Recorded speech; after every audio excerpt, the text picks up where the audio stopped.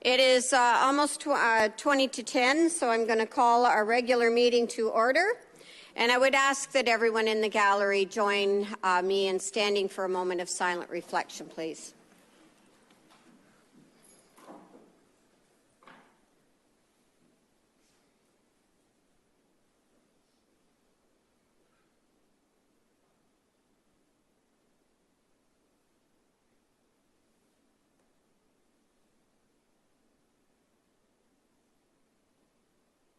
Thank you.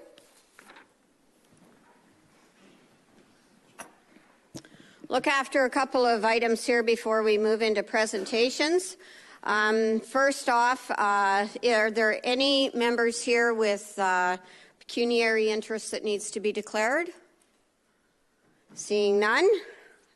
Mr. Cribbs, I'll turn to you for rise and report motions of the in-camera session, if any.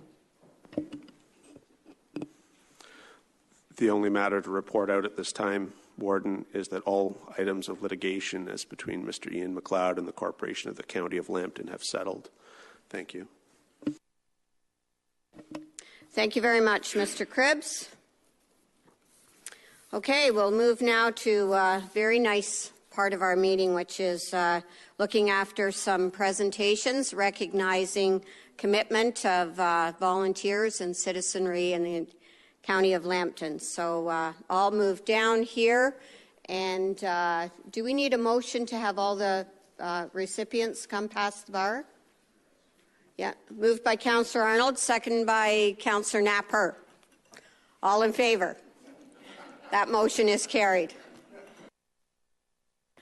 Okay.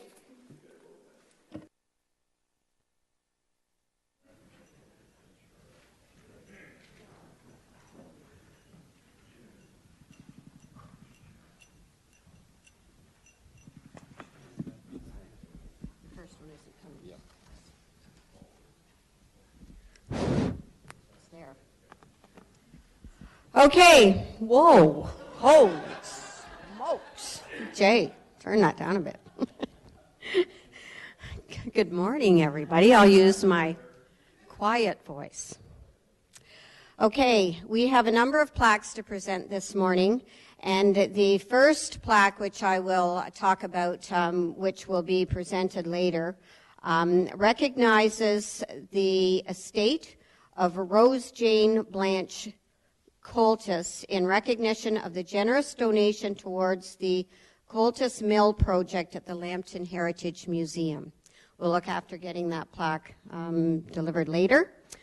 And then in our cultural services, the first thing that we're going to do is call Mr. Mark Moran forward, please. Mark Moran is the publisher of Day Tripping magazine, and he has used many of Barbara Perrin's paintings as illustrations in his magazine. Barbara was a resident of Lambton County, and her artwork touched something wonderful in Mark's soul. Mark has noted that she captured landmarks of Lambton County at a particular moment in time that could represent many rural Canadian towns. Familiar sights from a time gone by will soon be part of history. For instance, the Inwood General Store, the Petrolia Library, or the Shetland Schoolhouse. Mark has donated 57 original works by Barbara Perrin to be preserved as part of the permanent collection of the Lambton Heritage Museum collection. We thank you, Mark, for this wonderful donation, which captures parts of Lambton County by a local artist. Thank you very much.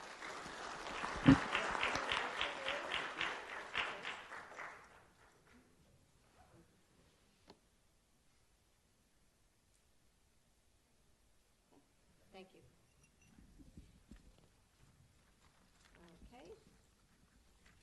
Okay. Next, I would ask Mr. Carl Fleck to come forward, please.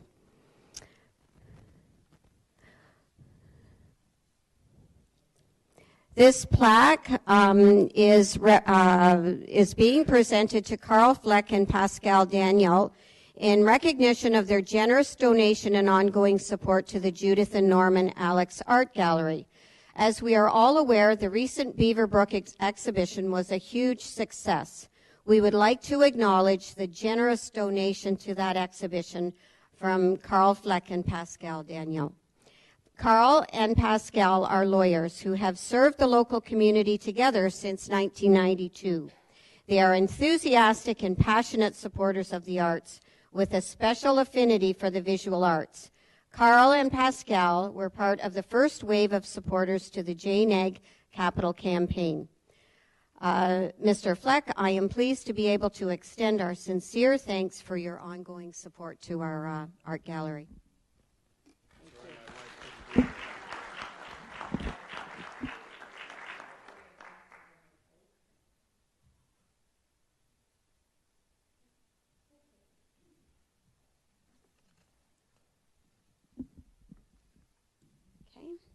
Next, I would ask Jillian Holmes to come forward.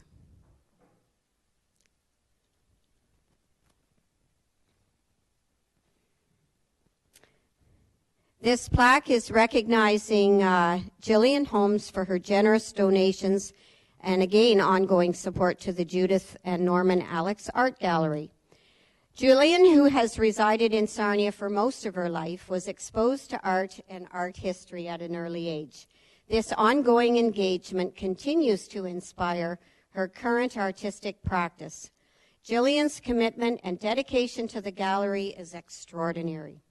She is a longtime volunteer, contributing almost 1,000 hours, a longtime member and a community ambassador for gallery exhibitions and events.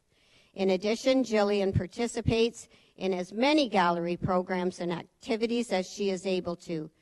We thank you so sincerely this morning, Jillian, for your ongoing support.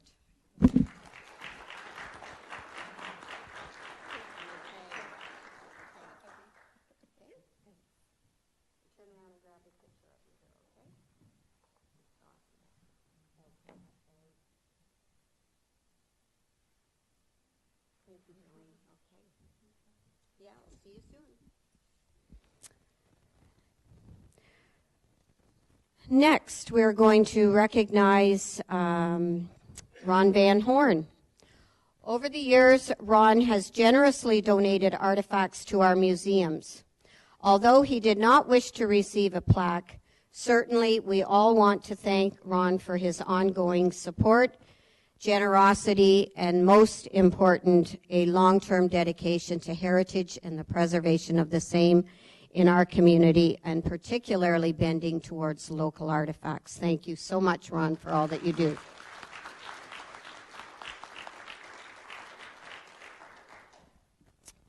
Okay, next we're going to move on to our long-term care awards. Got a little too many pieces of paper here. So first off, I'm going to invite Joan Rawlings and Joy Starkey to come forward. I believe they're with us this morning.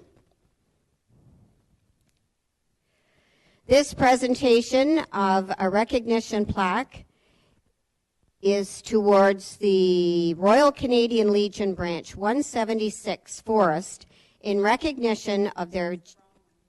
Oh, I'm so sorry. Oh, all right. Oh, I'm sorry. So sorry.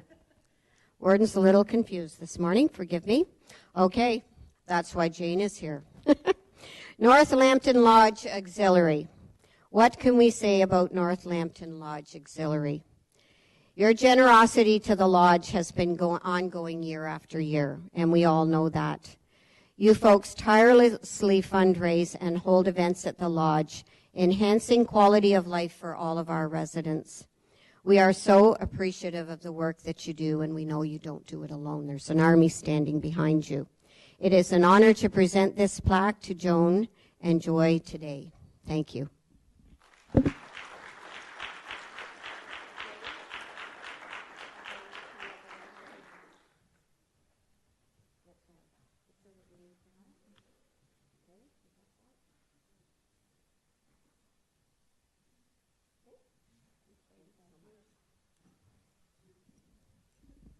Okay, I'll do a little quick step here.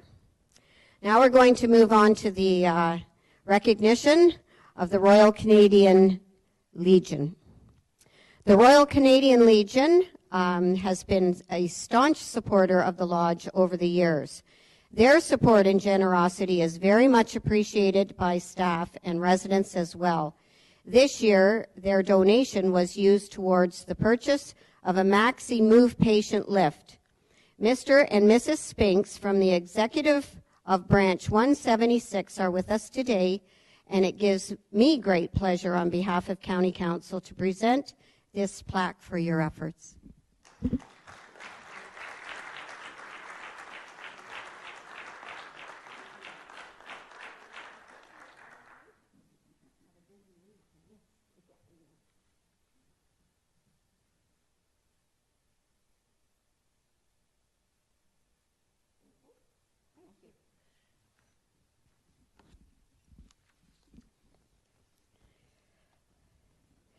Next up is recognition of the Residents' Council at MGM.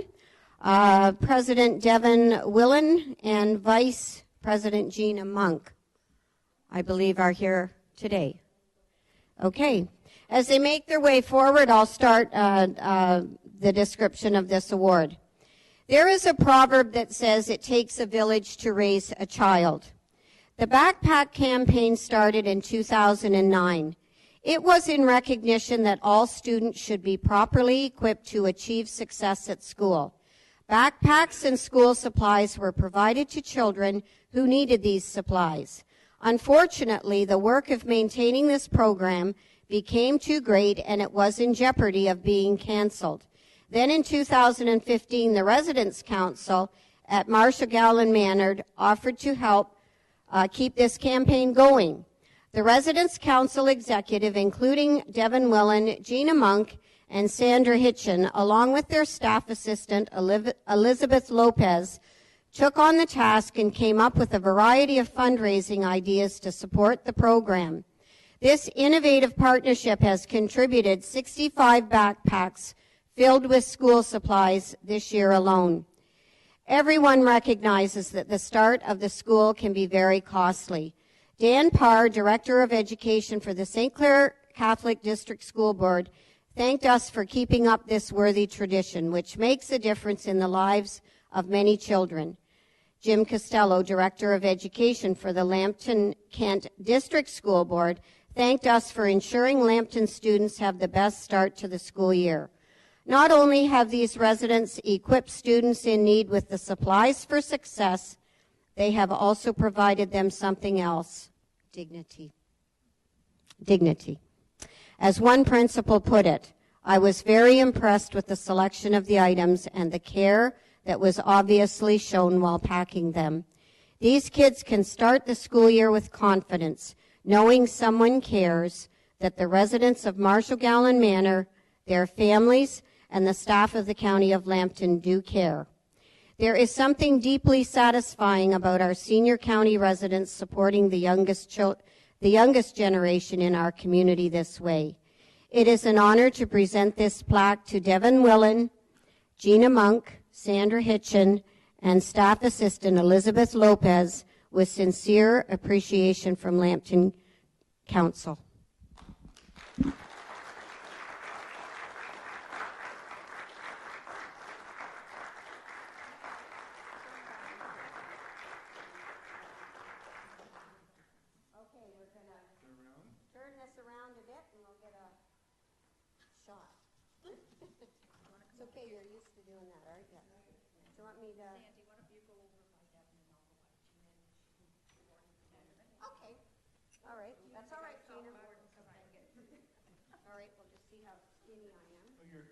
Come on.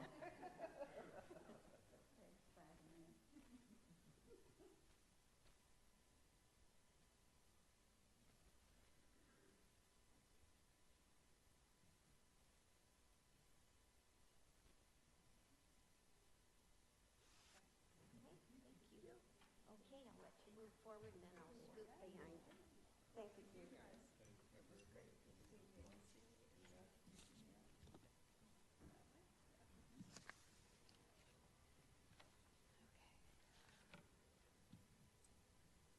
Okay.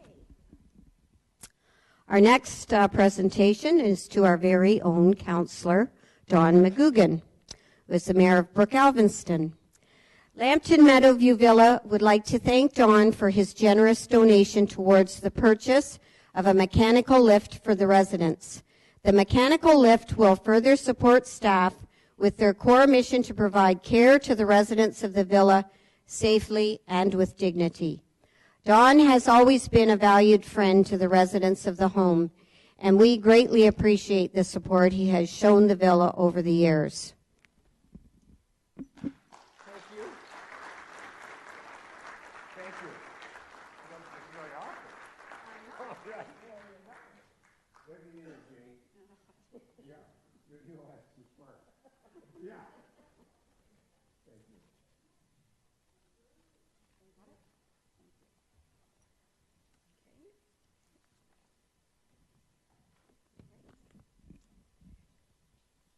And finally, we have a plaque. Is Noel's Gift here this morning, Jay?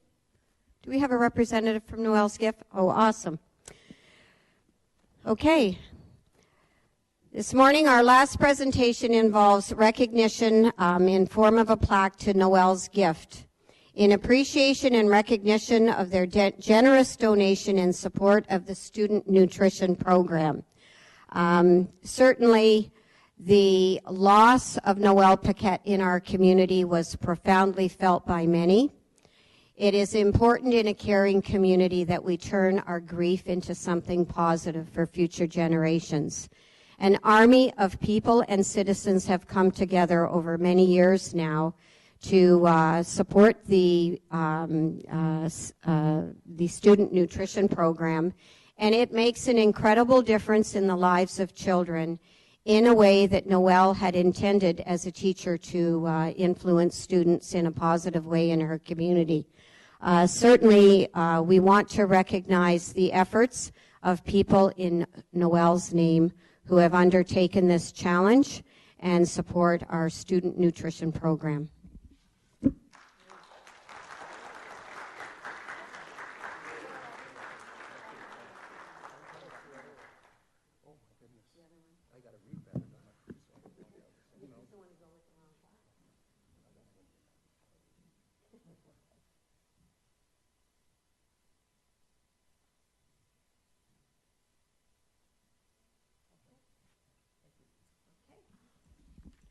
So that concludes our presentation of recognition plaques. Again, it is something that defines our caring community, and without the efforts of our citizens and the many, many wonderful groups across Lambton County that support community development, let's have one more round of applause for all of them.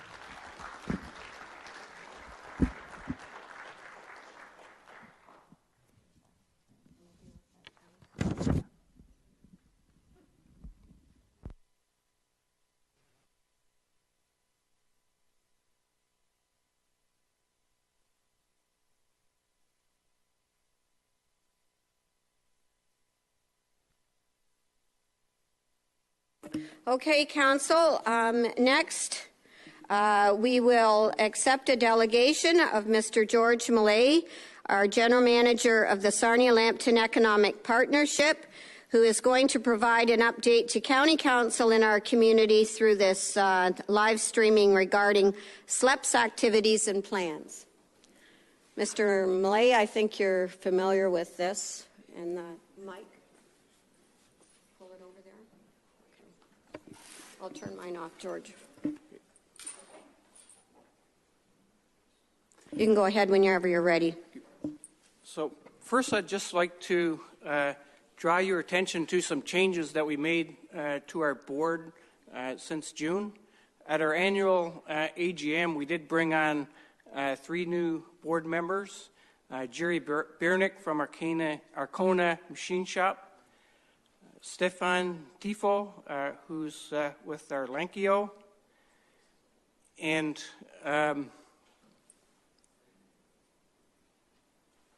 Joel Reifenstein, who's with Raleigh Engineering. At our last board meeting, we also made some past resolutions for our bylaws to add 4 additional members from the county. And there was also an election of a new chair, interim chair, who is Bruce Hine. So, shot of our staff.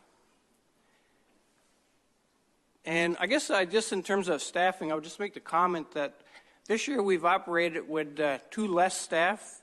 We had another person that was on pregnancy leave and another person that had some extended time off due to illness. So it was a more challenging year for SLEP from a staff perspective. In terms of investment prospect activity, we do have a good pipeline of prospects. I think that there is very significant potential for new investment, particularly in terms of biochemical industry. In the next couple of years, we could see several $1 billion of new investment in that space. And that would also cover all the domains in terms of bio, in terms of petrochemicals, and in terms of gas to liquids. And obviously the NOVA project, BioAmber and Comet are ones that the community are publicly aware of. And then we have projects like Ubiquity Solar that also continue to move along. But there's also a whole group of smaller companies, and some of them not so small, that are looking at the area. I think that there is some hesitation, given what's happening with the province around cap and trade. Also, for some companies, the capital markets have been tougher. But over the next 6 to 8 months, hopefully these things become more resolved and we get some positive decisions. We also have had some significant interest in call centers. There's still 2 call centers that are pursuing our area. One is significant. And with these call centers, we're also getting them to try and consider more the rural areas. We've seen Marriott here be very successful with their model of putting people in their homes out in the community. We do have strong telecommunications infrastructure out in Warwick Township, out in Alvinston, and other parts of the county, up in Lambton Shores area. And we've also seen some significant initiatives down in St. Clair Township to also broaden the telecommunications capabilities in that area. Advanced manufacturing, again, we've had some good clients. We haven't been able to make a win there at this point in time, but we will keep working on that. I think that with advanced manufacturing, with Michigan going to be a non-union state, with Illinois going to be a non-union state, I think that is impacting the Ontario market. I just spent the last 3 days with a number of U.S. site selectors, and that is becoming more of an issue than it has been in the past. I think that there has been excellent labor management relations within Lambton County, and I think that we need to do a good job in terms of documenting the fact that we haven't had a lot of labor stoppage, that we have had high rates of productivity, and that we can be successful in changing some of the perceptions that particularly U.S. companies have in terms of our Ontario province. In terms of food processing, we are seeing more interest in greenhousing operations here. That's becoming particularly relevant as we've seen quite a build out down in Essex, Kent. And we're also getting more food processing inquiries that are more of a match with industrial ingredients and tied more closer to the bioeconomy.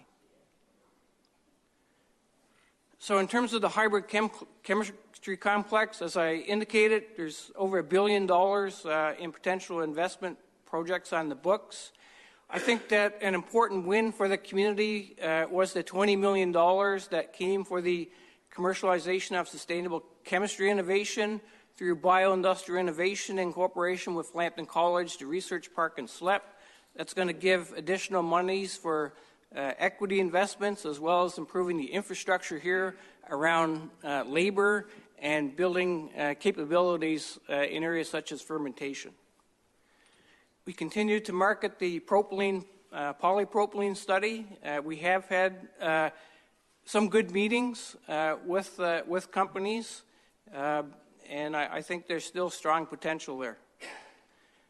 We did make a submission to cap and trade.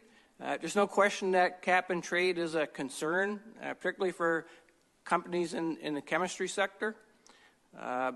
We also think that there could be some opportunities for our community when we look at things like the circular economy and climate change legislation that's being put in place, and around the whole area of recycling and 3D printing.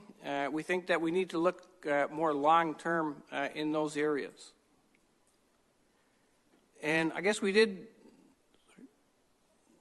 I messed up here. Yep.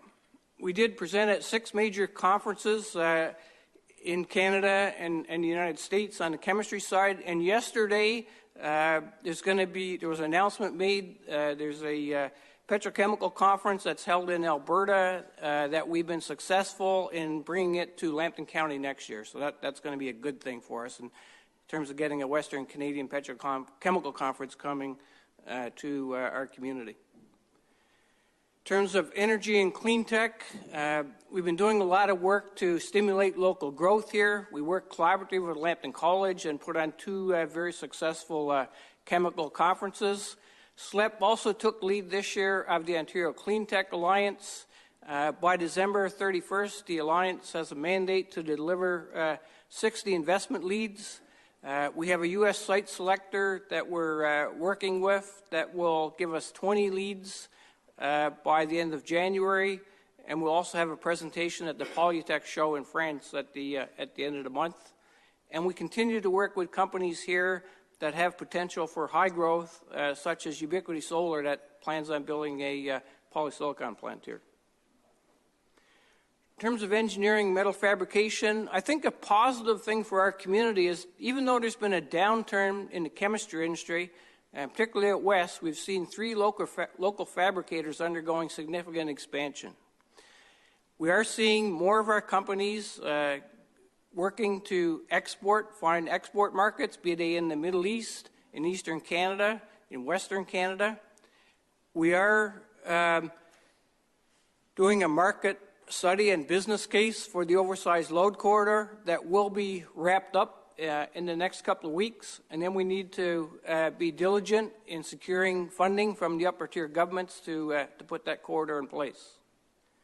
On November 7th, we will have a manufacturing summit, and one of the things that we've been doing in terms of working with the companies is working to get them not only more export oriented, but using more automation in their systems, and also learning how to work with other types of companies, because the small bio company is not ExxonMobil. So it's a different sales proposition. It's a different way of working. These smaller companies don't have the depth of resources that the large chemical companies have. Our enterprise center has been very, very active. We've had 29 new business startups, 47 jobs created. They've been created across a variety of sectors. I think the one area that we do need to do more in our community is be stronger in terms of working with the Cube and getting more technology companies going. Agriculture and food processing, I already referenced industrial ingredients as being more of an opportunity, but I also think there could be an opportunity to make food processing equipment. That's a $100 billion market. Canada gets less than 1% of that market, and it's an area that the federal government and the province are starting to put more of a push on. If we look at our marketing activities, we did complete a new website this year. We've had significant traffic since that happened. We recently were designated again a top 21 community.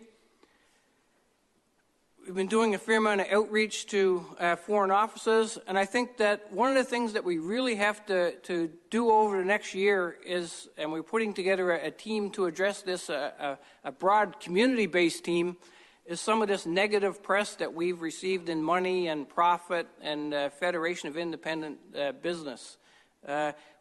In the past, we were pretty good at winning awards from different third-party validations, and we need to readdress that as a community and get on top again. We put 94 news stories on our website.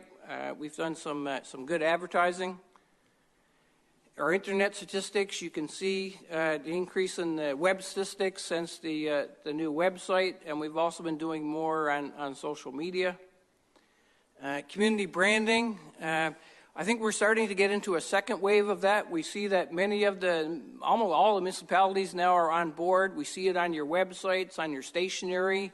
We're starting to get more private companies involved and other types of organizations, so we need to continue to develop and push out the brand. In terms of new resident attraction, our goal was to attract 50 families over the next year or so. We have significant Facebook campaigns running. We were just at the Zoomer show in Toronto this weekend. We've had a major campaign running on the Toronto Transit Commission. And we've also established a relationship with the real estate board now so that when a new person moves to the community, as part of filling out their listing transaction, they will record information for us in terms of where that family moved from, some indication maybe of why they moved here. So that'll be very helpful to us in terms of tracking. We have had a really strong outreach to the Spanish community. That is the fastest growing population segment within Canada. There have been a number of Spanish people who have been coming and going to Lambton College and then after looking at starting business here and staying in the community, so that's been positive. Again, the Facebook campaigns we've been running, we find that Facebook works much better in terms of reaching out to people than to business. So it's a good tool for connecting with people.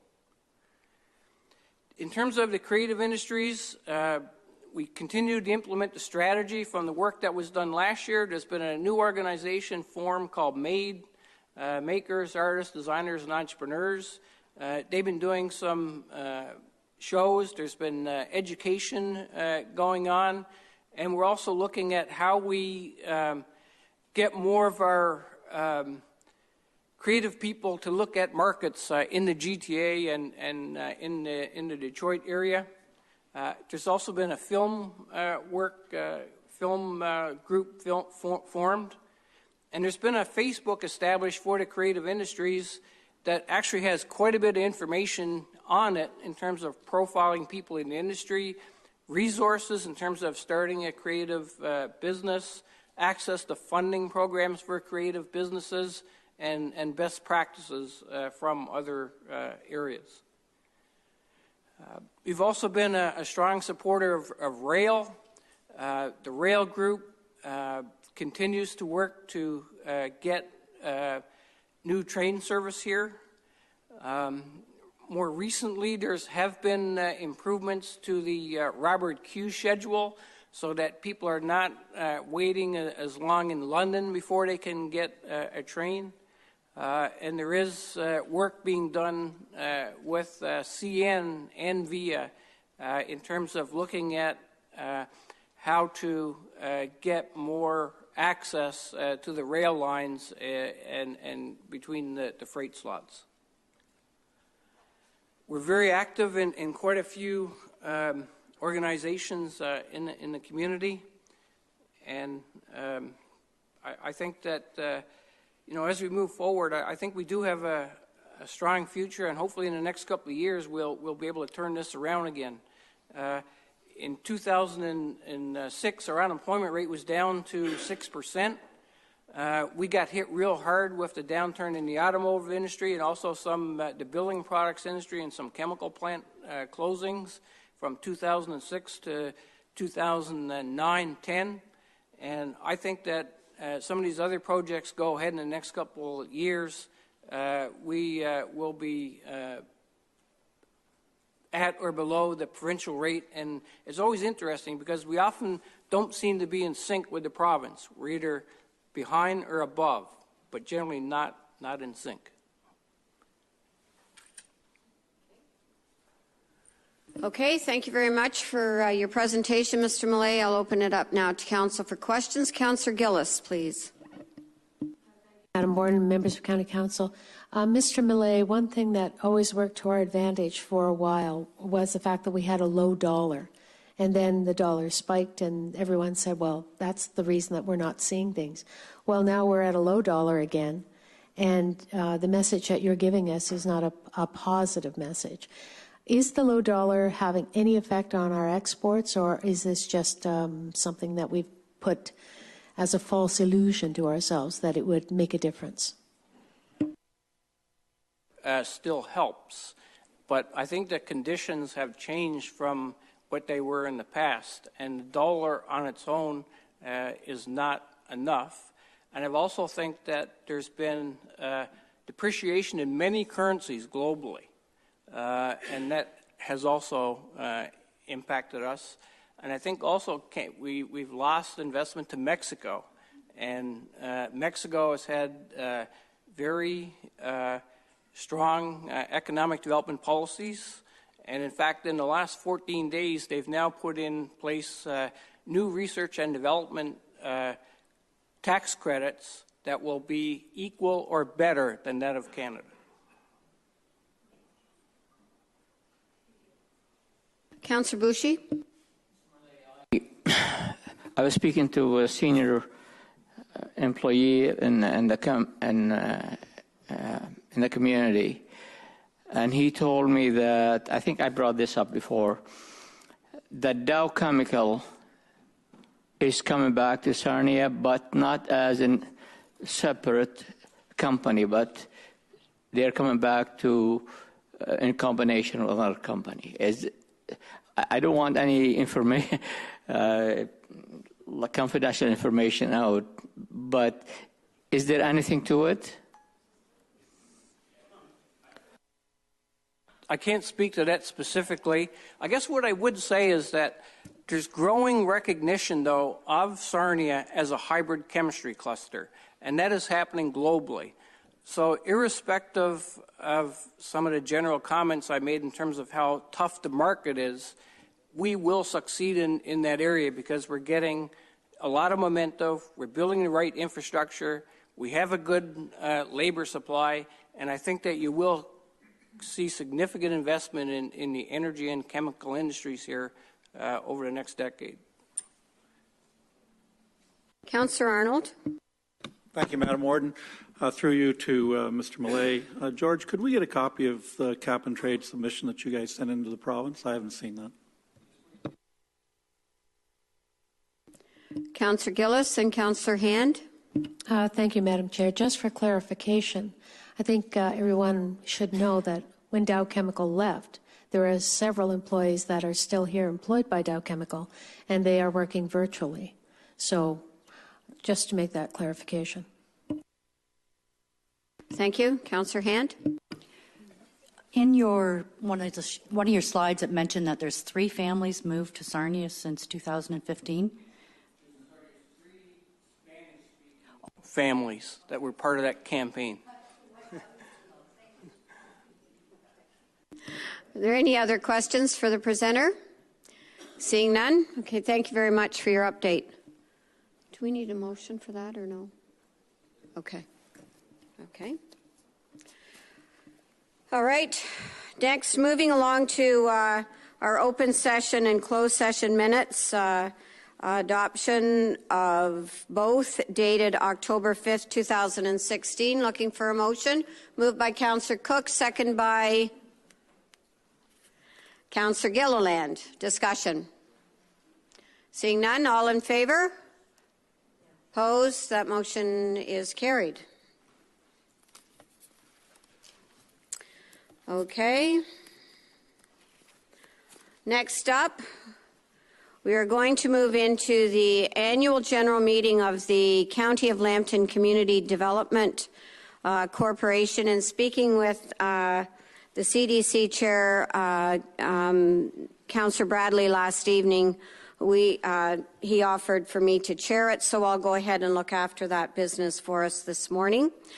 And I guess as we move through the agenda, as it was circulated to each of you, I guess we'll all be reminded that for this portion of our meeting this morning, we are representative shareholders rather than councillors of the Community Development Corporation. Seeing that, we'll turn to our agenda, and I guess motion to approve the agenda as presented, moved by Councillor McGugan, second by Deputy Warden Veen. All in favor? Opposed? That's carried. Thank you. Is there anyone here with pecuniary interest that needs to be declared? Seeing none, thank you. First, I'll call upon Mr. Innes to present and I guess look for approval of the financial statements. Mr. Innes. Thank you, Madam Chair. You have received copies of the financial statements. All I am going to do this morning is give you a high-level review of them. The first place to start is the fact that it is an unqualified opinion, which means that when the auditors went through and looked at the operation of the CLCDC, they were satisfied that the statements were presenting everything fairly and that there were no issues or concerns that they had with regards to the continued operations of the corporation. In the last year ending in April 30th of this past year, we saw a significant increase in the revenues that were being generated. This is directly attributable to the efforts of the board and specifically the executive director, Mr. Tom Streifler, who have managed to maintain almost full occupancy of the site and have generating sufficient or significant improvements in the cash flow accordingly. In addition, Mr. Streifler has worked through that period of time to reduce costs, with the result that the corporation has been meeting and covering its ongoing operational expenses, including servicing its debt directly. Again, the members will recall that prior to last year, the corporation basically relied on the county to pay the debt, and then there was an arrangement between the county and the CLCDC itself. There are still improvements that we are looking to make on the ongoing operations of the corporation. Mr. Streifler has additional cost-saving measures that he is looking to implement. We continue to look for alternate and additional sources of revenue to bolster the top line to make the bottom line better. And we continue to make sure that the property is marketed and is fulfilling its mandates to reintroduce innovation and research with regards to bioindustrial complex in the county. All in all, I think if the members recall where we were several years ago, it has been a significant turnaround, and that the corporation is considerably healthier. We still have a ways to go, but we are on track to achieving all the goals that we've set and laid out to the county previously. Of a related note, I'd also like to make a point that you will recall that when the CLCDC assumed direct responsibility for its debt, there were a number of covenants and guarantees that the financing required of the county. None of those, other than the reporting regulations, have had to be fulfilled on the part of the county. In other words, the corporation continues to service its debt to the satisfaction of the CIBC, and the CIBC has had no need to look to the county for any sort of backup or bolstering of the corporation. So that's my report today, Madam Chair. Thank you, Mr. Ennis. Items 3 and 4 are actually covered in the bundle of resolutions. So we'll turn now to Mr. Tom Streifler, the Executive Director of the Research Park, for his report.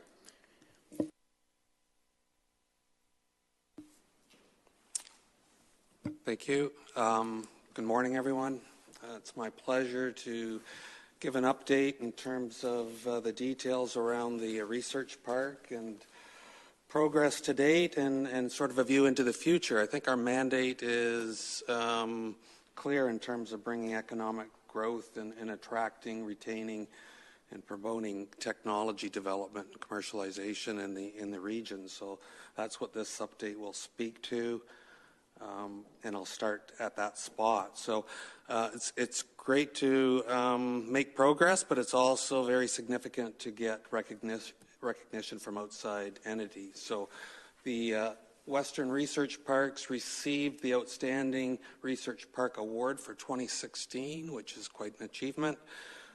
First in Ontario, and was selected out of over 700 international parks, only the third Canadian recipient and the 21st to receive the award. So that's quite an honor and some recognition of the progress we've been making over the last few years.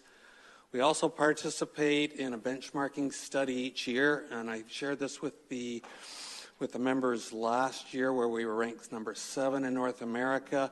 In 2015, we were up to number 5 in North America. And that's from over 1,000 parks that participate. So the number of parks continues to grow, and our ranking in North America continues to climb. So we'll be interested in terms of what progress we've made in 2016 when that recognition is awarded. But it really just speaks to making strides in the areas that we were mandated to make an impact in. So a little bit of insight into the activities on the research side. You can see the list of tenants at the park performing basic research to services in terms of commercialization. You can see a huge presence from both Western as well as Lambton College. That continues to grow, and we consider them strong and enabling partners for the park in terms of our mandate.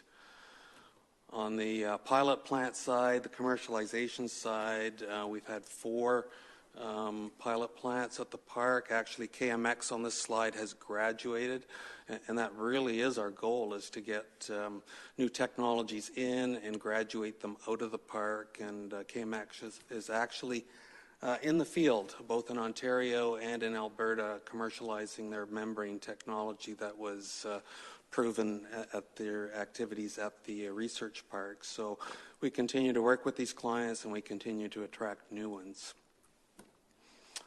I like this pictorial, which really takes the list of all of our tenants, current and prior. And to the right of this slide, it basically starts to show the list of graduates, people that have been touched by the park and our regional partners and have moved on into commercialization activities. And you'll obviously recognize the BioAmber logo in the top right-hand corner. But this list continues to grow, and that's really the measure of our success as a research park. One of the key enablers as we go forward will be our relationship, as I mentioned already, with Western as well as Lambton College. These are some of the activities that we collaborate on. The list here as well continues to grow, but it starts to build a culture and an environment that enables new technologies to thrive and prosper, and we start to attract more and more new tenants to the park and to the region. We also partner with SLEP, and I see a lot of overlap in the presentation you received this morning from Mr. George Millay, but the overlap is great. It's where we work together. We also work together with BIC, which was mentioned in terms of the biosector. All of that results in what we're striving towards, which is attracting new business and growing in the region. George mentioned a much broader number, but here's the area that the park has touched upon. So these are up to 7 new projects that could be established in the region going forward. It's over $5 billion in investment opportunities. I would hazard a guess that over 50% of these will happen in the mid to near term. They just continue to make progress on these. You're well aware of some of these, but it's just an example of the fruits of our endeavors, which starts with attracting research and commercialization and ends through working with our partners to commercialization within the region.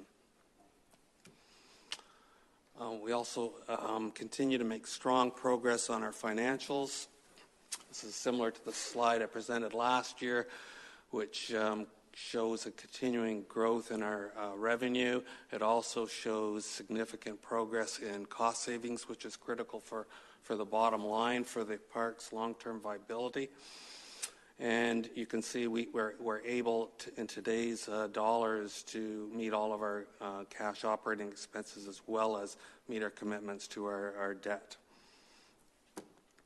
This is just a pictorial of that to sort of illustrate the progress from where we were a year or so ago to where we are going forward. And the top line shows that, you know, our total revenue stream as we project it in the near term is able to meet all of our financial commitments.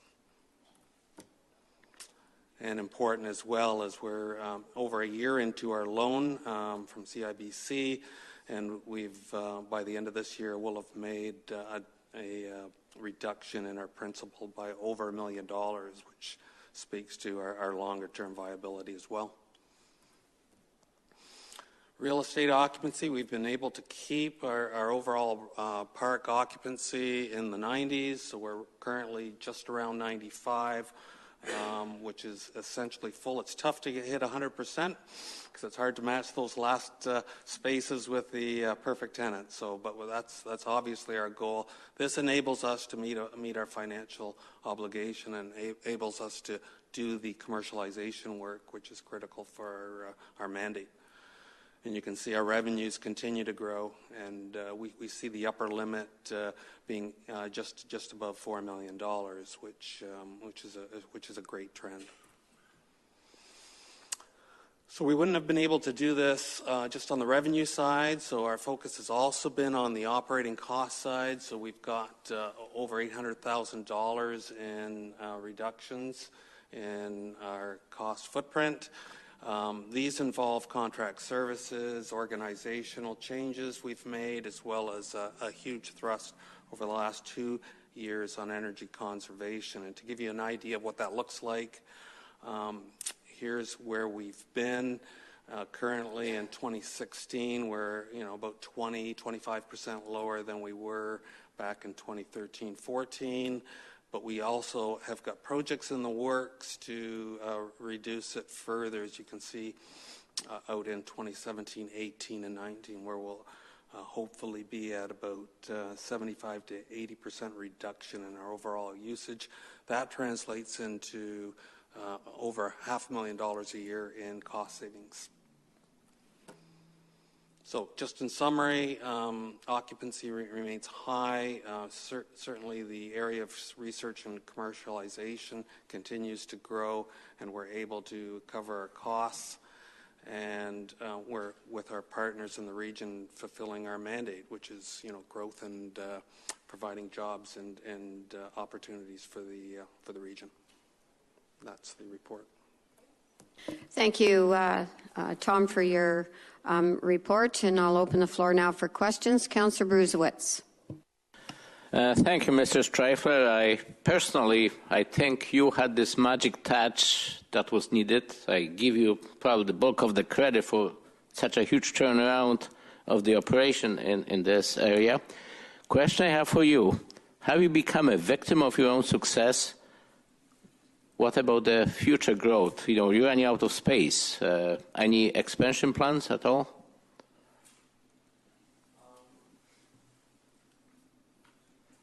Yes, we've actually completed a study this year which looks at the current footprint and potential for additional facilities on our 80 acres. So in the event we find a tenant willing to sign into a long-term lease, we've got plans where we could expand. So we will remain in our current footprint until that happens, but we've got that potential, certainly. Councillor Gilliland. Thank you, Madam Warden.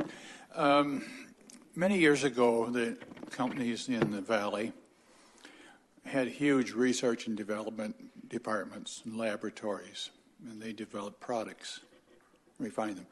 I don't see that happening now, and I was wondering, are some of those projects sent to the research park to develop without going into proprietary interests? I wonder, do you do that kind of thing for them? Thank you, Tom. We've got some very, very evolving and new research going on at the park. It's driven largely by offshoots from universities, entrepreneurs, not the large established petrochemical giants. They do that in their central locations, which, as you noted, have migrated away from the Sarnia region. But we are fulfilling a need at the park. We've got unique facilities that allow entrepreneurs, and you saw a number of the research tenants from university and college. That work is happening, and from that will spring commercial opportunities. So we're sort of at the other end of the spectrum looking at new and evolving technologies. Sorry, any other questions? Oh, Councillor McGugan. Madam Warden, members of County Council, thanks for that excellent presentation. When Councillor Arnold was the warden, we did have the opportunity to go to an FCM at Saskatoon, and we did have a chance to tour their whole research park, which I believe this one is kind of copied off of. And you just mentioned that you don't have any of the major companies of the world. I'm talking about BASF, Syngenta, Dow, DuPont, that whole string of companies. And they had massive demonstrations out there. And it just hit the news again this week about hybrid wheat coming out of Saskatoon. And they are developing it right now. This is something new. Corn's had it, wheat, and they expect to have it. They have, I believe, 160,000 short rows. So that's maybe a whole other world out there. I'm not sure. But it was really, I was impressed with the number of major companies around the world. And if I'm incorrect, maybe Councillor Arnold would have, because that was really an interesting morning that we spent there. And I believe our present warden was also there. Is that right, Warden Bev? So just to add a little perspective for that, that's a valid comment. We do reach out to the majors and look for opportunities. We also, through BIC, reach out to the agricultural side and evolving technologies there. So we've got many, many irons in the fire. But we would be actually more than happy to, host a tour for members here of our facilities. And you can sort of get a perspective of all the activities that are going on in our very, very unique facilities here at the Western Research Park. Any other questions, Council? Okay, seeing none, we have a bundle of resolutions numbers 1 through 9 that were circulated with your package, and I guess I'd look for Council's wish. Councillor Bradley? Move as a group. 1 to 9, seconded by Councillor Hand. Any discussion? Yes, Councillor McGugan. Yeah, I believe it's that number 1 from the president of AMO about what's next in Ontario. Am I wrong? Not there yet? Oh. No, we're not there yet. We're still on. I don't want to miss it. Okay, that's okay. All right. Councillor Gillis. Thank you, Madam Warden. With regard, and this comes back to what Councillor McGugan was talking about, with regard to the Board of Directors, I do see that there is one individual that is from the new bioamber plant. I think that's correct. But I was wondering if when you were canvassing for board members, if you did reach out to, say, the Nova Chemicals, which are located in your building, some of them, and Imperial Oil, and some of the major multinationals that we still have here, knowing full well excuse me, knowing full well that a lot of their research of the multinationals we have here occurs in Calgary and in Alberta. But having said that, it would be, I think, a real benefit to us to have those folks on our board of directors. So just asking the question, did you reach out to them? We reached out to most of the major players in the Valley, and we do each and every time there's an opportunity on the board. And as you can well imagine, we're looking for folks that are very busy and on the road most of the time. We did, and we are replacing one. Jane Keast came from Sun, and we, in backfilling for her as she moved off to Mississauga with Sun. We reached out to all the major players, and they usually consider it and send their regrets, but we keep doing that. And just to add to that, I think we invited a couple of the players in the Valley, their R&D VPs, down to take a look at our facilities and to see if there were any fits for them, recognizing many of their research occurs in Calgary or in the U.S., but we keep testing that opportunity. It's a good point.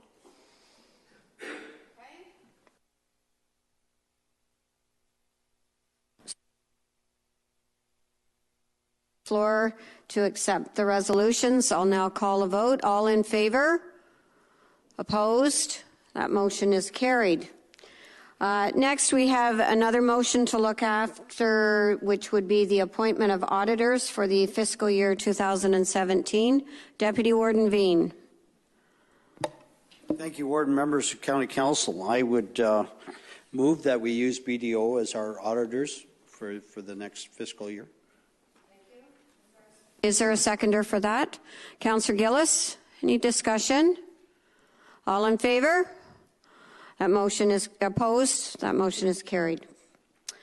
Okay, thank you. Any other business for the annual general meeting for the CDC?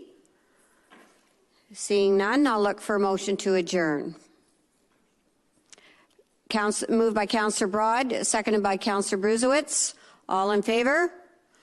That motion is carried. Thank you very much, Mr. Streifler.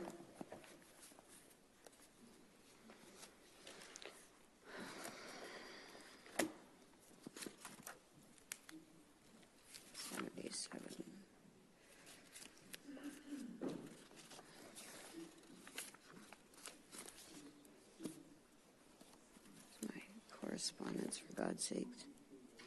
Oh, there it is. Okay, sorry about that, Council. Next item up is item number 11, which is our correspondence to receive and file. We have 4 items of correspondence under 11A. I'd look for a motion. Councillor, Deputy Warden Veen, do you want to move the correspondence first? Will we have a motion first to put them on the floor? Yes, I'll move all 4. Okay, moved by Deputy Warden Veed, seconded by Councillor Cook to put them on the floor. Now, Councillor McGugan. Well, I'm sorry I was ahead of myself, but you'll have to forgive me for that. But the first one there from the president of AIM, what's next? I did take the opportunity to go to Tecumseh for an open house. It was about a 3-hour session on what is next. You may not agree with the recommendations and all the rest, but I think if you have the opportunity to participate, you at least should. So I would say we should support that in principle anyway, and you have a chance. It may never happen. So then that would be to remove item 1 and to support. Is there a seconder for that? Councillor McCharles. So all in favor of supporting that motion? Opposed? Oh, sorry. Oh, I'm sorry, Councillor Arnold. Thank you, Madam Warden. I had a question in regards to this motion, and I'm sure that Councillor McGugan has done a tremendous amount of research on this. But when it starts talking about moving transit from your own personal tax base into the all into the aura of the province, I'm not sure if myself and St. Clair Township want to fund Windsor's and Toronto's and London's transit, as part of the infrastructure spending in the province of Ontario. I believe that that still should be a local responsibility and not up to me to subsidize every other large community in this province. And unless I misunderstood the motion, that's essentially what part of that motion speaks to, is that deficit funding for these larger areas, and they want to spread it out over all of Ontario, and I don't think that's fair. So I think it's a great idea for them, but it sucks to be me.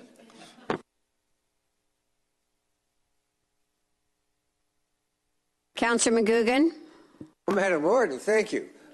There was one other councillor from the Lambton County that was there, and that discussion, and it was a great dialogue, that discussion was brought up. And there was nobody in the room that agreed with it. AMO is going around. I think there's 17 or 18 of these sessions, and it's an opportunity for input. That's why I think everyone should take the opportunity to go and voice. And how they know how you're going to, what the idea simply is, they want to put 1% more or take 1% off the sales tax and dedicate it strictly to municipalities across the province of Ontario. How that was to be divvied out, I was very vocal about just exactly what you said, that, you know, this isn't right to my municipality. I'm more interested in bridges and roads and police protection and the costs that way. Let's get the money and then we'll sort it out. So I think you should go before we turn this whole idea right down. We need to go with an open mind, listen, and learn. Thank you, Councillor McGugan. Councillor Case and I attended a session in Chatham-Kent, and I'm not sure if others attended other sessions adjacent to the county. But certainly the motion talks about moving forward without the specifics just yet. I was looking for specifics in it myself. So, yeah, I think there's robust discussion going on. Councillor Case? Yeah, Madam Warden, I was going to mention the fact that we also attended something in Chatham quite some time ago. And it was sad, to be honest with you, because I think you and I were the only two politicians out of 3 counties that were there. Now, again, other Lambton County councillors have gone elsewhere. But my issue is, I think you called the question. You have to correct me if I'm wrong. I thought we voted on this already. And I know that Councillor Arnold brought this up because his hand wasn't seen. But I did vote against this for some of the same reasons that Councillor Arnold brought up and some others. Again, I'm not in favor of moving forward this way, and I do have some issues with AMO and some of the ways that they put their policies together, and I would agree that sometimes the rural and small communities get forgotten about at that table. I sat at AMO, so I know a little bit of what I speak of, but at the same time, I just wanted to go on the record to say that I did not vote for it. If we actually did vote, I'm not sure, but again, based on some of the same principles that Councillor Arnold has brought up and some others. Thank you. Thank you, Councillor Case. I think as I reflect, I was actually calling the motion to receive and recognize Councillor Arnold and McGugan. No? Okay. Okay. Okay. It's not too late. I'll ask for a recorded vote. It's not too late. Okay. All right. I'm sorry. Okay. So all in favor of the motion. Oh, sorry. Councillor Bradley? The presumption is everyone's read this report. Has everyone read the report? Because I certainly haven't. I've just read the summary of it. If not, I'd be willing to table this to the next meeting to give people the time to review the report in detail. I'll second it. So there's a motion to table this for the November 30th meeting. The November 30th meeting so that members can read the report. That's seconded by Councillor Broad. All in favor then of tabling? Opposed? That motion is carried. Now, did we do receive the other 3? We've done? Okay. All right. Now I'm going to call on items number 2 to 4 to receive and file. All in favor of that motion? Opposed? That motion is carried. Thank you. Okay. Next, we're going to move to item number 12, which is reports requiring a motion. It is a report from Finance, Facilities and Court Services Division recommending changes to council's budget process under 12AA. Mr. Innes has produced that report. Would you like to speak to it? Thank you, Madam Warden. The first thing that I would like to indicate is that this report came out of very robust discussions of the ad hoc committee the Council had established to review the budget process. The second point I would like to make is on page 3 at the bottom, under Council grants, it says recommends a moratorium on new grants until Council's 2018 budget cycle. That was a typo. It should have been after the 2018 budget cycle. The concept would be to put the moratorium in place for the next 2 years and then have to allow for that report to come back. So I just wanted to make those points clear in the report before we went forward. Thank you. Thank you, Mr. Innes. So there is a recommendation on the 4th page of the report. Oh, sorry. Councillor Bradley, you have a question? Either to Mr. Innes or the chair of the committee. That's the one motion I have the greatest difficulty with.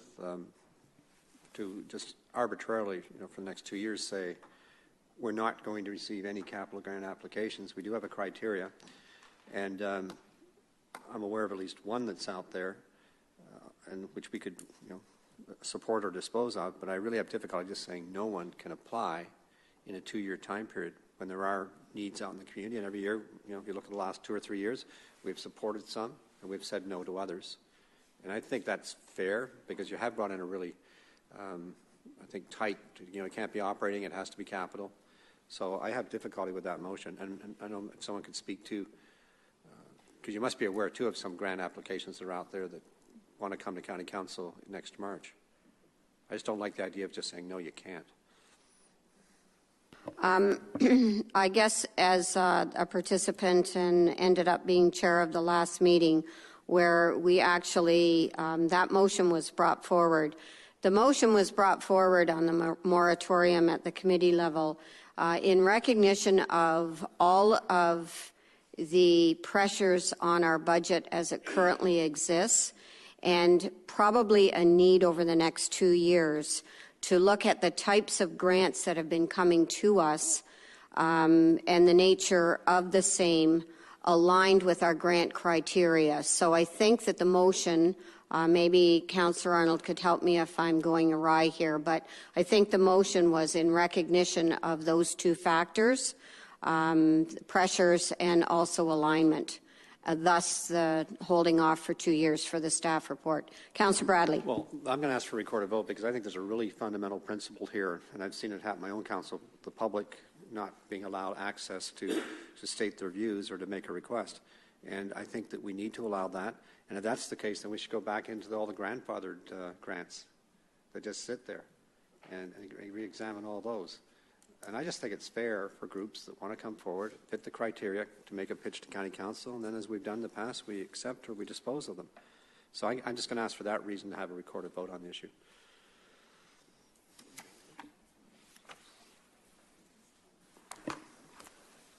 Okay, so we have the recommendation as it's been moved.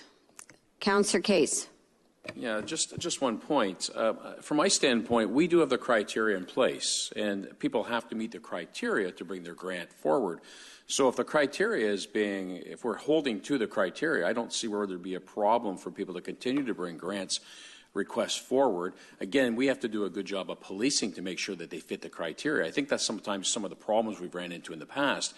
So again, I'm not for shutting the door for 2 years either. But I do think it's very important that we do keep to the criteria and the process that we've outlined previously and make sure that we do police that so we don't have issues where people do make presentations and it obviously doesn't meet that process or criteria. I think that's where we run into a problem and what we've ran into a problem in the past. So I, too, am not in favor of shutting the door on requests for 2 years, but I do think it's very important that we adhere to the criteria and policy and process we have in place. That's my comments, Madam Warden.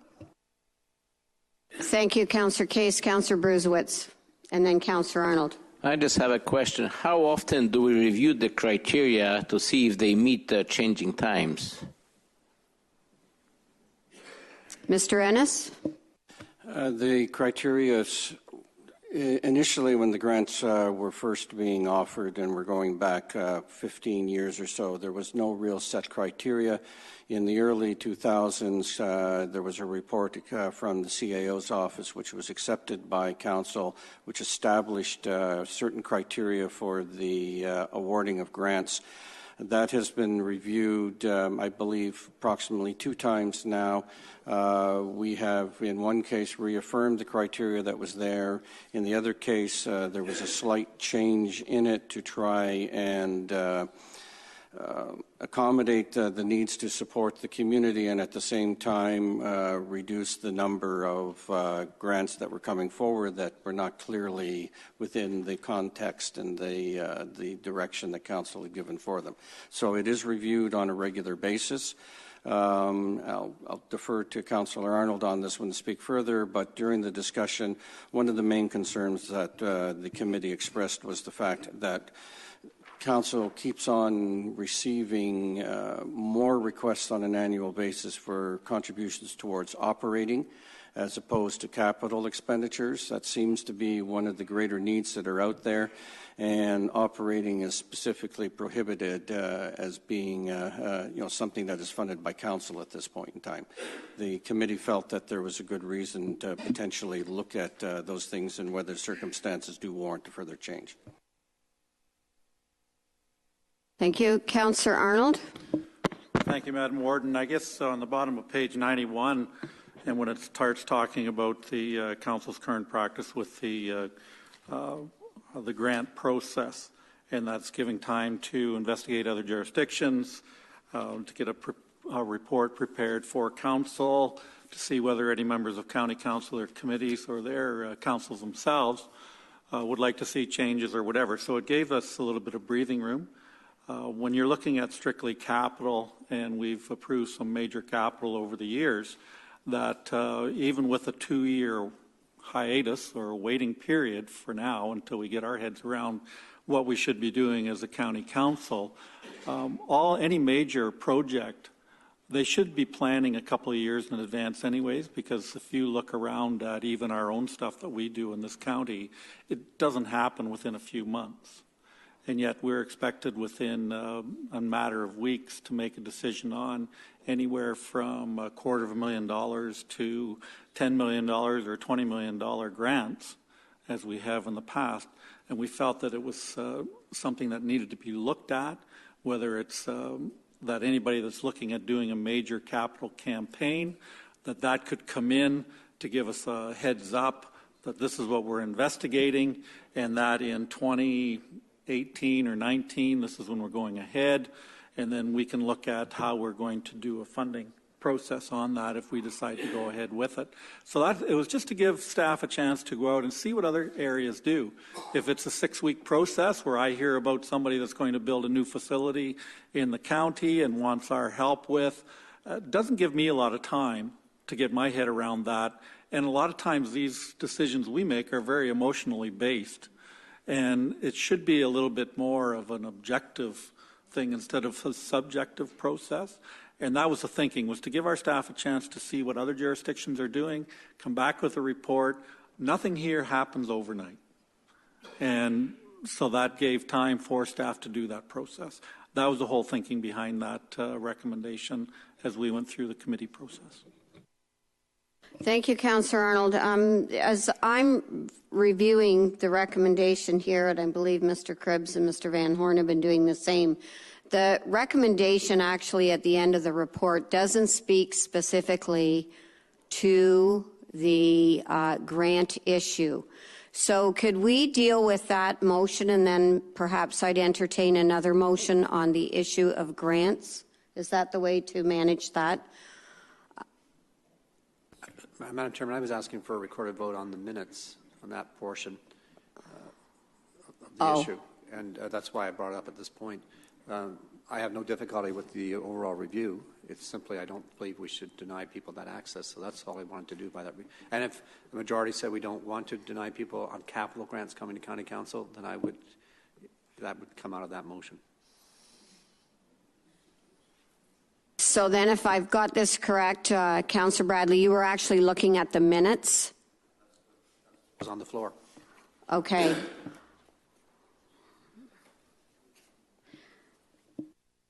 Actually, what's on the floor at this time is a recommendation at the end of the report provided by Mr. Innes on changes procedurally to our budget.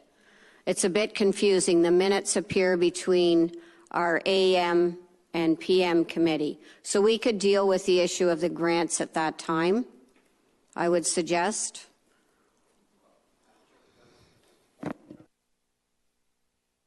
The report, if we endorse the report, we've endorsed everything. And the minutes are redundant. So it's more of a technical thing. I'd maybe defer to Mr. Cribbs, but I just want to make sure this issue is recorded. We have it make a decision whether we want to deny people access to county council. Mr. Cribbs? Well, I certainly agree in essence with Councillor Bradley in that when you get to the minutes in due course, all you're approving is whether they accurately reflect what was said at that point in time. Really, right now, you've got recommendations in a report. It is maybe unfortunate the order you're getting them. At this very moment in time, though, no one's put a motion forward, even to receive and to approve this. You do have a call for a recorded vote, but you don't actually have a motion underlying that to vote on anything. So at this very point in time, any member of council could bring any kind of motion forward that he or she felt was appropriate to address this issue. And that we approved the report with the deletion of the 2-year moratorium on capital grant requests to county council.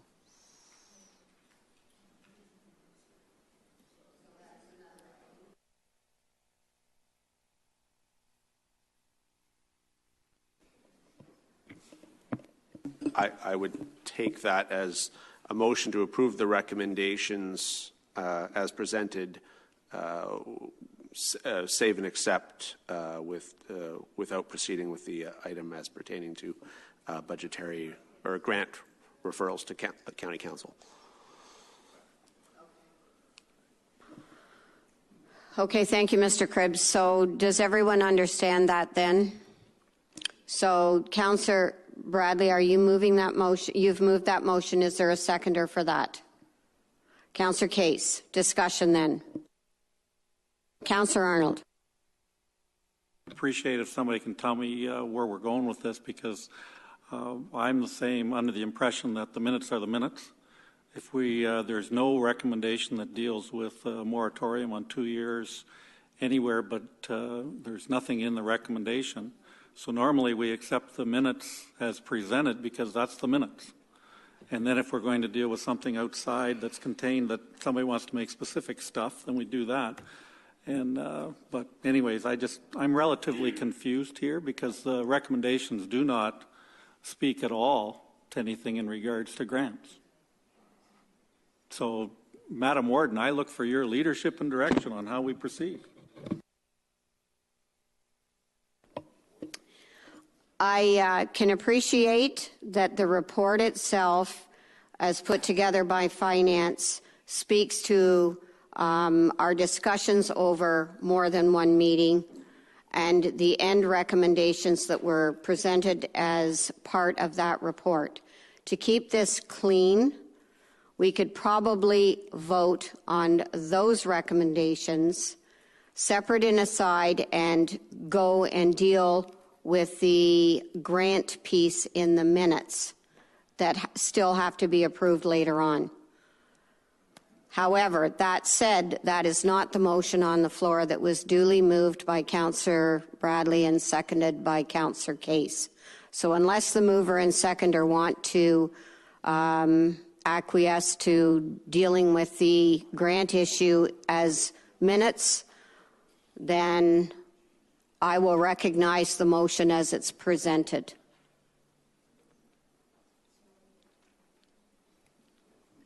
Councillor Bradley, did you want to speak to the motion or no? I just want to hear what the motion.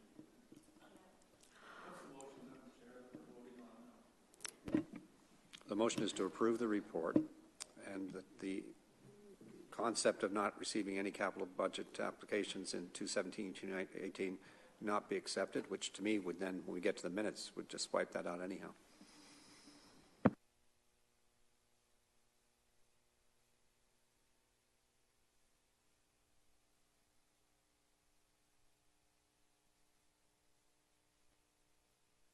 Further discussion? Deputy Warden Veen. So does that mean we're going to deal with that as a separate issue, or is it just dead in the water? Is that what you're getting at?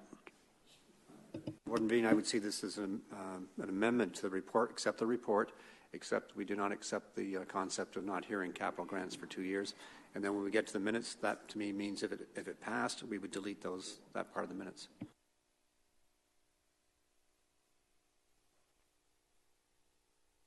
Councillor Gillis, and then Marriott. Well, Madam Chair, I'm thoroughly confused now at this point in time. I thought that perhaps it would be cleaner if we just voted the recommendations one way or another as presented. And then when we go to the minute section as was recommended, we can pull out a recommendation with regard to the capital grants or the grant process. That seems to make more sense to me.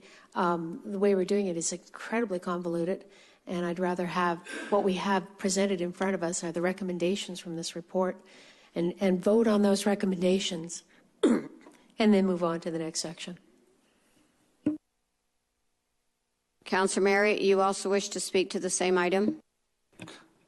Thank you. I think Councillor Gillis kind of said what I was going to. The addition, I don't see how you can change the minutes. The minutes are the minutes. So how can you change the minutes?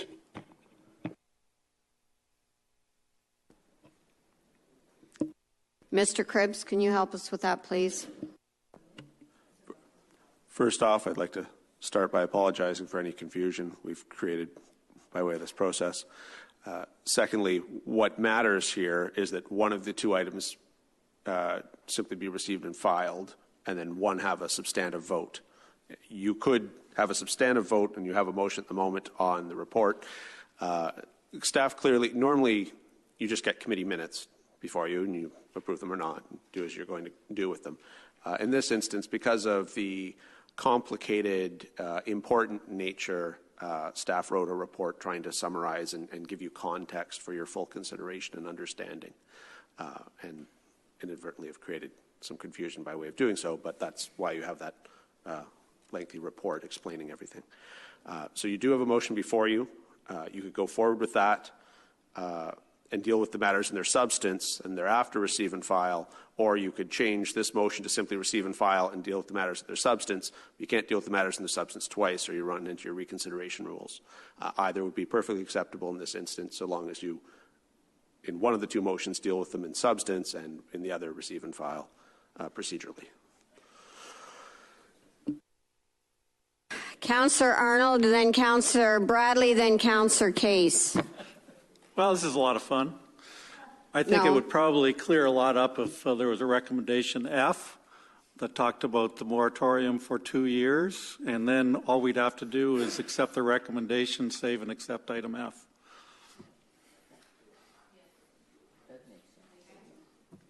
So mover and seconder agreeable to that?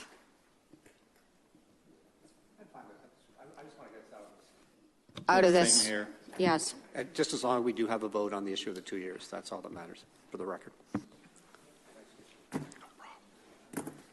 why they pay us the big bucks. Okay.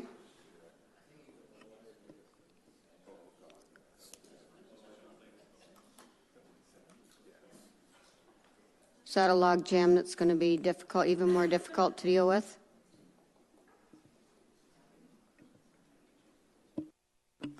What will happen here is you're going to have a vote to add section F, which is requests or calls for a 2-year moratorium on grant requests.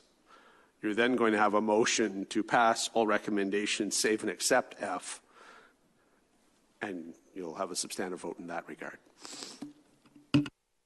Thank you. As chair, could I have the indulgence of the mover and seconder to accept the first bundle of motions and to have you move a separate motion that we could vote on? You okay with that? Okay, thank you. So we're going then to first does the mover and seconder wish to move A to E? Councillor Bradley and Case? Yes? Okay. So moved by Councillor Bradley, second by Councillor Case. Any further discussion? Thank goodness. Seeing none. All in favor? Opposed? That's carried. Okay. Now I would look for a second motion. Councillor Bradley. Yeah, and that is to not accept the concept of a 2-year moratorium on capital requests to County Council. And making it clear to tell Mr. Innes and what Councillor Case said, there have been applications I know that staff have felt they must put forward on operating funds, and I think that should be an absolute no, because we've adopted that principle, right? But there have been people that get to come here, and it's not good for them, and it's not good for us. So that's the motion. Okay, so the motion is deletion or... The motion would be to reject the 2-year moratorium of grant requests that comply with county guidelines. That would be moved by Councillor Bradley and I think second by Councillor Case. Does everyone understand the motion? Discussion. And a recorded vote. And a recorded vote has been called. Any discussion? Councillor Gillis. Thank you, Madam Chair. The motion to reject the moratorium, if the majority decide not to reject, how does that affect the grandfathered grants? Are they still in play? Are they excused for 2 years? How does that work? At the committee level, Mr. Innes, you can go ahead. The committee's discussion was that all current grant obligations would continue, so the grandfathered grants have been in place for a large number of years. We have several contractual grants. Those would all continue. The moratorium would simply be on any new applications during the next 2 years.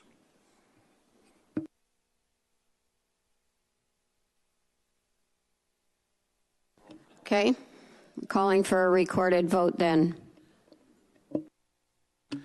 Appears the randomizer has chosen Councillor Gilliland to start. Yes. Councillor Gillis? No. Councillor Hand? Yes.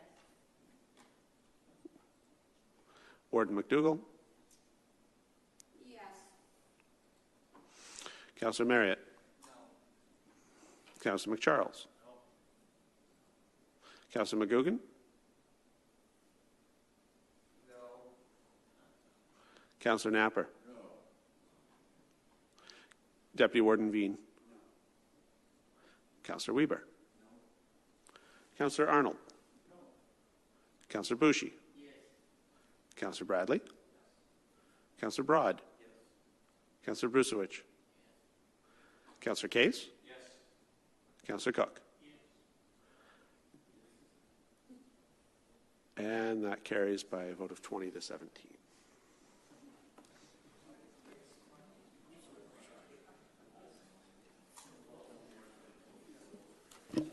Okay. Thank you very much. Now we're going to move to our item number 13A, the morning committee minutes. I'll turn to Chair of the morning committee, Councillor Weber, to present your minutes. Thank you, Warden. County Council, I present the minutes of October 19th for Council's consideration.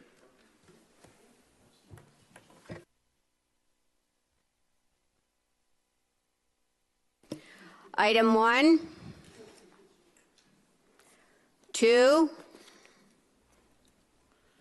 3, 4,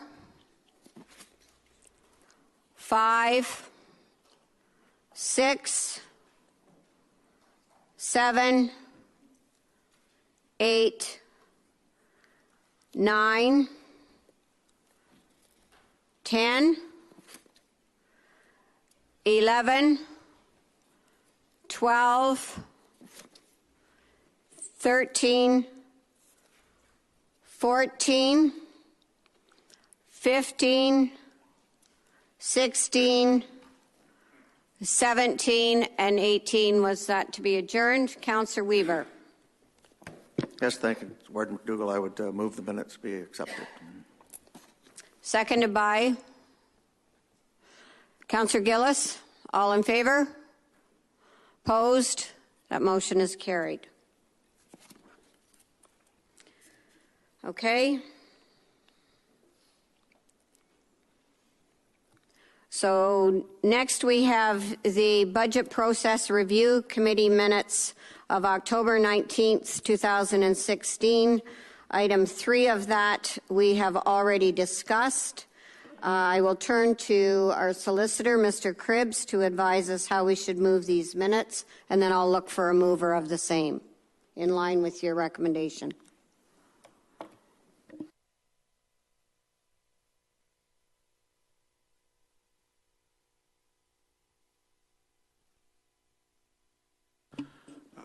Well, these minutes could be presented by yourself or any other member of the committee, and you could suggest a motion to receive all except and approve all except item 3, for instance.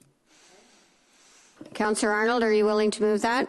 Is there a seconder for that? Deputy Warden Veen. Discussion? All in favor? Opposed? That motion is carried. Okay. PM minutes. I will turn to the chair, Councillor McCharles, to present your minutes. Madam Warden, members of County Council, the afternoon committee met on October 19th, and we spent much more time than we normally do at this meeting, and I present the minutes for your consideration. Thank you, Councillor McCharles. Item 1, 2, 3, 4, 5, 6, 7, 8, 9, 10, 11, 12. Oh, sorry, Councillor Arnold. Back to 11. No, I'll talk about 12. I think that's where it fits in. We had, in our budget process, we'd put $4 million aside to fix up our rental housing, and I think it was last meeting, I asked for a report in regards to where we stand with implementing that and getting the money out and doing stuff. And then I read this over and wondered, how does that fit into that picture? Is that over and above the $4 million, or does that constitute part of the $4 million?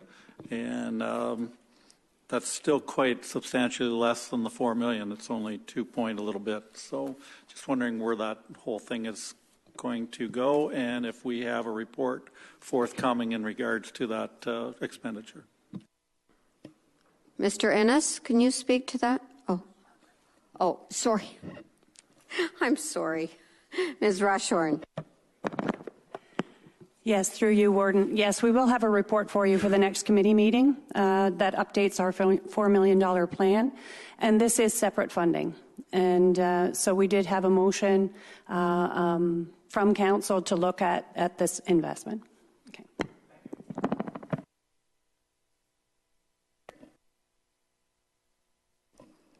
$14, $15. Councillor McCharles, help me out. Thank you, Madam Warden. I move the adoption of this day's minutes. Seconded by Councillor Arnold. Oh. Question, Councillor Arnold? Okay, seconded by Councillor Gilliland. Questions? Motion number 14. I guess I'm just concerned whether or not that's going to water down the delivery of our program that we have for our local folks. And, you know, I'm sure the committee discussed this in great length because it's very near and dear to the hearts of many people here in the county system. And just, I guess I want to feel that warm and fuzzy when I leave here that the folks that are involved in the Circles program in this county, which is something that's so important to the dignity of so many people in this community, that's not going to be put in jeopardy by taking more of a country stage, I guess, for lack of a better word, going forward. Ms. Rushhorn, could you speak to that, please? Through you, Warden. Staff were involved in these negotiations with Circles National in the United States, and we do believe that it solidifies our position here. We were kind of concerned with what our future of the program would be, given some concerns about their stability as an organization in the United States. So it does help to solidify our local program. We have done some work over the last year to year and a half in terms of bolstering our capacity to support both our local initiative and our national initiative. And one of the stumbling blocks for us was the database. And so this actually solves that database issue as well. So staff are confident that this puts us in a good place to move forward, both as a local initiative. We're very, as you say, very proud of that and the work and the achievements of our leaders in that program, and also positions us well to support other communities who see it as a really good opportunity to help people lift themselves and their families out of poverty. Follow-up, Councillor Arnold. Thank you, Warden. I do feel warm and fuzzy, Margaret, so thank you for that explanation. So, no, I'm very concerned, and I know the work that's been gone on to make this program successful here locally, and just wanted to make sure that, you know, everything was still being focused, and it sounds like it's going to be. So thank you so much, Margaret, for your leadership here.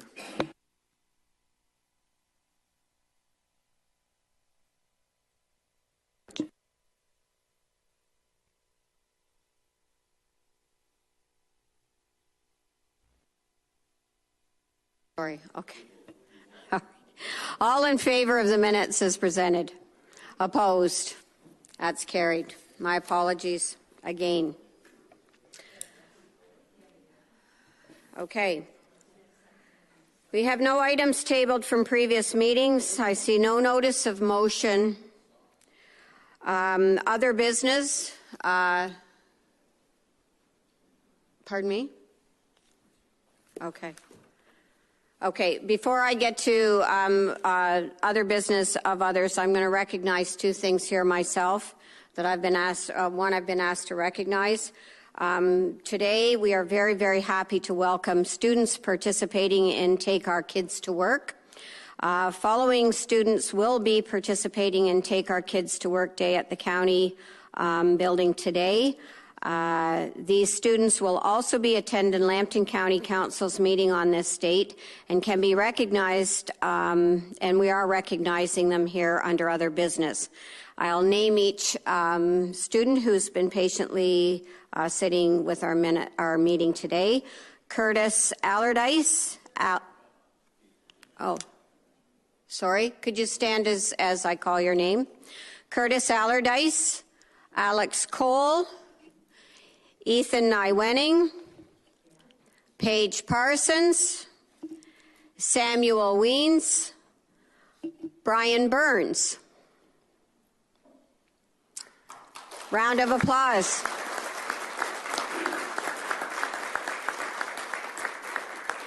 Okay, thank you very much. You may be seated.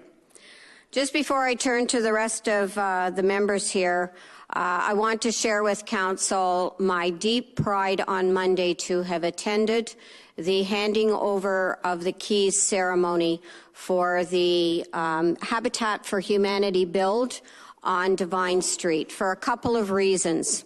This build is a duplex that is really going to make a new home for 3 families. A family with 4 children will live on one side of the house, and the other side of the house will house 2 adults through Lambton County Developmental Services. It was a very wonderful build that this time also was supported by some of our Ontario Works people, and they were there.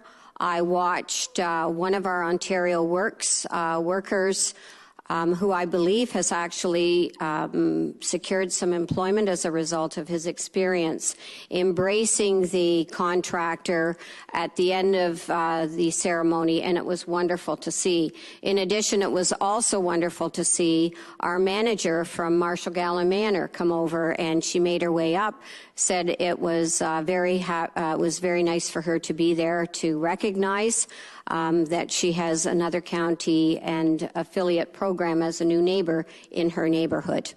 And I also heard on my way out here today that the next build that they were already talking about is scheduled to start in Watford, and I hope that project is wonderful for Watford as this build was in Sarnia.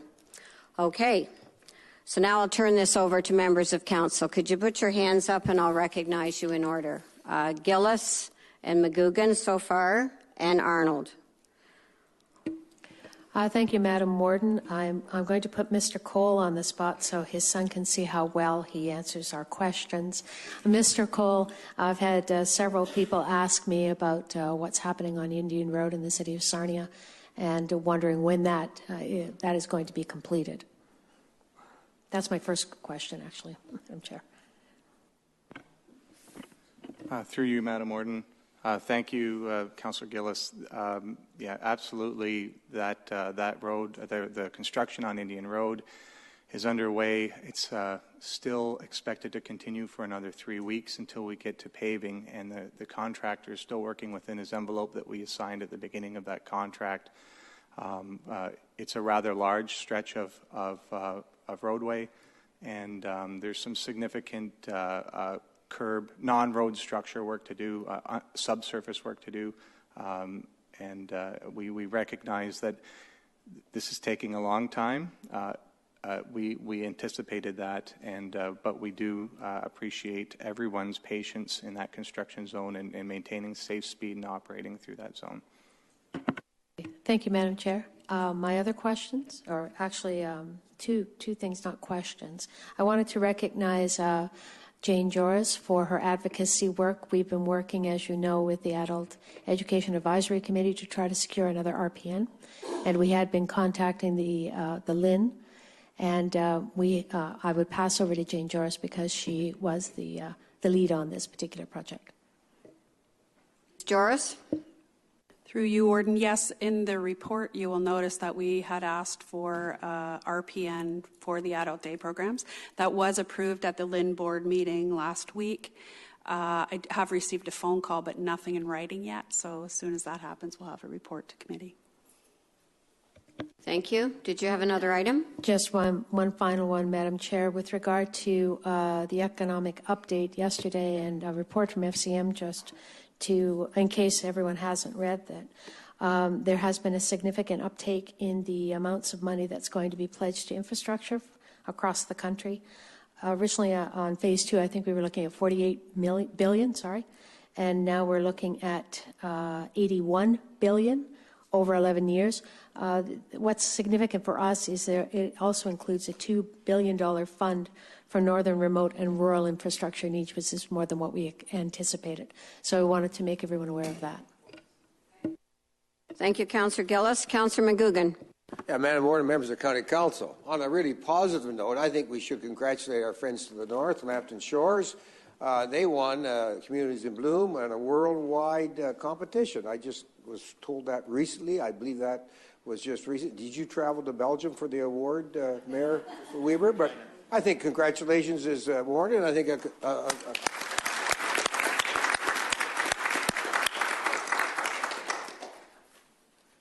Councillor Arnold.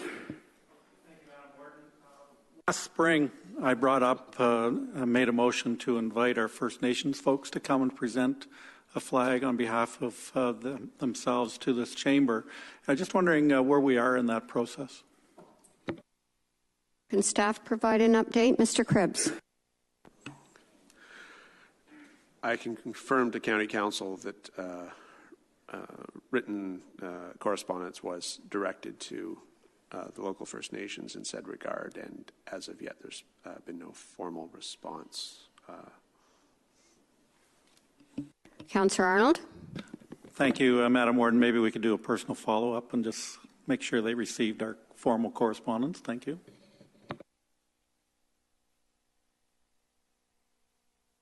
Anyone else? Councillor Case? Well, yes, Madam Warden, in the spirit of cooperation and recognizing our neighbours, I'd like to recognize our neighbours to the south, the Municipality of Brook Alvinston and the Alvinston Indians Minor Baseball Association, for their initiative to get rid of the emblem. I believe it's called Chief Wahoo, I think is the name of it, off their uniforms in the spirit of political correctness. And again, I'd like to congratulate the mayor as well as the municipality on that great initiative. There's a GoFundMe account. It's getting national attention in the media. And I think it's great that the young people of that area have taken initiative, as well as some of the coaches, to make this happen. I'm lucky both my sons are products of the Alvinston Minor Ball System. And again, I think we should recognize and congratulate them today on their initiative. It's a super initiative and good for them. Thank you.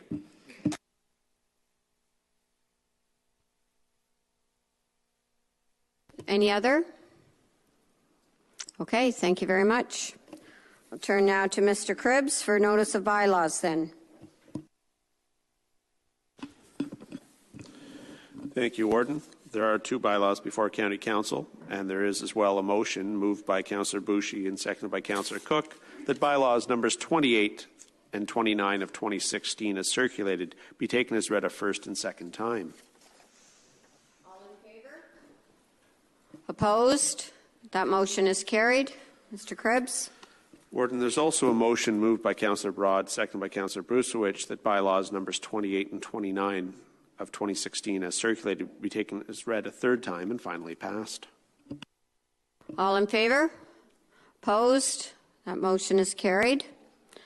Before I look for a motion to adjourn, I'll remind you that our next meeting will be held on Wednesday, November 30th, with the in-camera session to commence at 9 a.m. in Committee Room 3. I will also remind you of the United Way Chili Luncheon unfolding here today from 11 to 1. And also, Lambton Public Health has a flu vaccine clinic from 11:30 to 1. Okay. All right. With that, I would look for a motion to adjourn. Councillor Brusewitz, seconded by Councillor Hand. All in favor?